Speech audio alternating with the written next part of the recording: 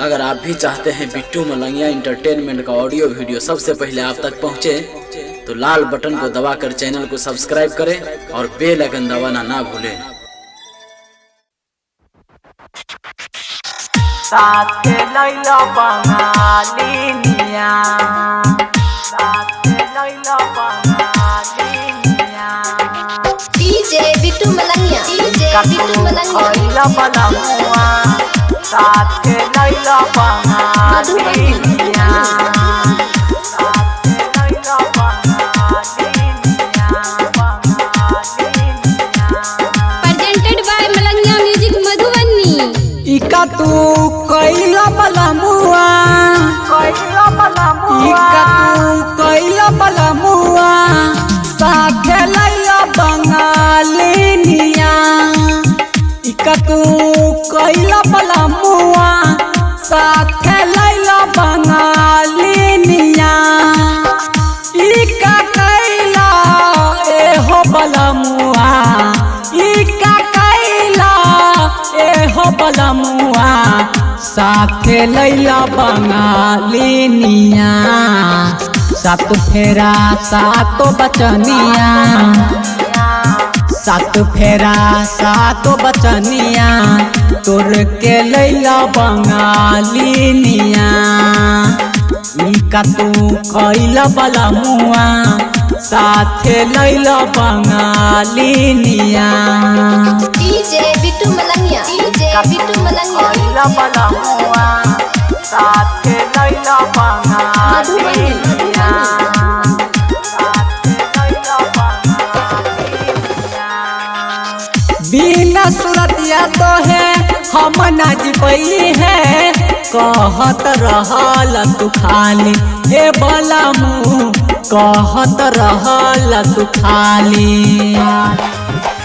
बिना सूरतिया तो है हम नाचबई है, कहत रहल तू खाली हे राजाऊ, कहत रहल तू खाली। कई के तू अइला बियाहवा, कई के तू अइला बियाहवा, कई के तू अइला बियाहवा, साथे लैला सवातिनिया। इका तू कैला बलमुआ, इका तू कैला बलमुआ, साथे लैला बंगालिनिया। इका तू कैला बलमुआ, साथे लैला बंगालिनिया। DJ Bittu Malangiya, DJ Bittu Malangiya. साथे लैला बंगालिनिया, मधुबनी, मधुबनी।